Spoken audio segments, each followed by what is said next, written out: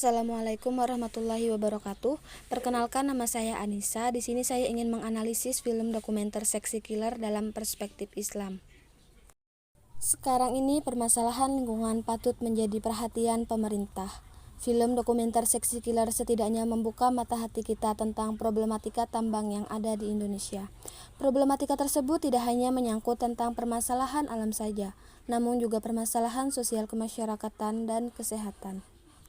Film dokumenter Seksi Killer yang diproduksi oleh Watch Dogs membahas tentang problem penyediaan tenaga listrik dan tenaga uap yang bahan bakunya diperoleh melalui penambangan batu bara.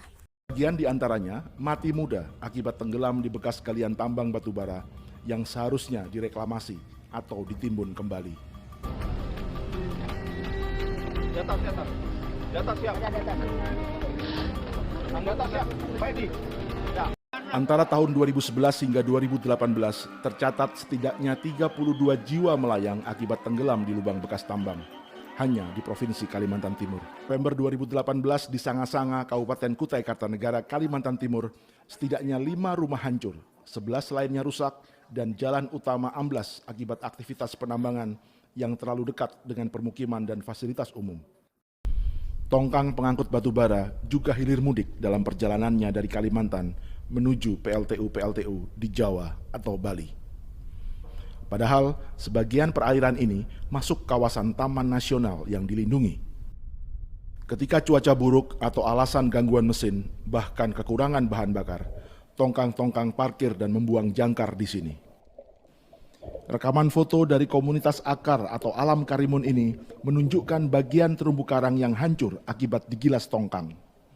Kerusakan lain juga diakibatkan oleh jangkar yang kerap disangkutkan ke terumbu karang.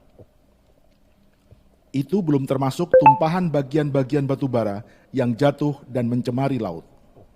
Batu bara yang dibakar untuk diambil panas dan uapnya mengeluarkan zat sisa pembakaran di udara. Sisa pembakaran ini akan menyebar ke tanaman, perairan, atau masuk ke paru-paru seseorang. Teorinya, semua ini telah disaring sehingga asap yang keluar konon tidak berbahaya. Tapi teori bisa berbeda dengan kenyataan.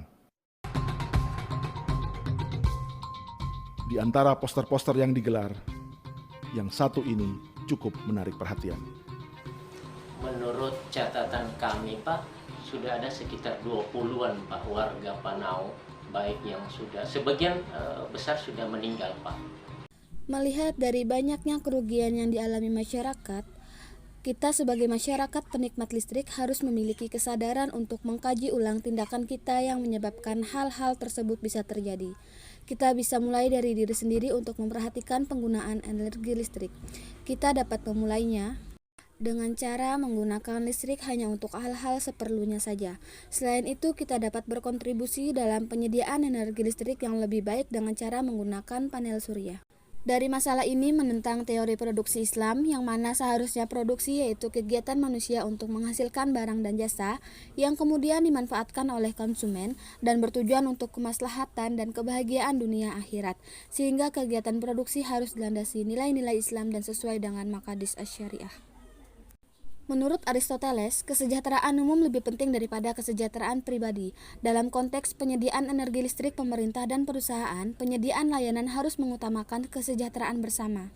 Artinya, penyedia tidak boleh lupa bahwa semua orang perlu untuk menjadi sejahtera. Dalam sebuah hadis Rasulullah SAW bersabda yang artinya, barang siapa membahayakan orang lain, maka Allah akan balas bahaya kepadanya. Dan barang siapa yang menyusahkan atau menyulitkan orang lain, maka Allah akan menyulitkannya.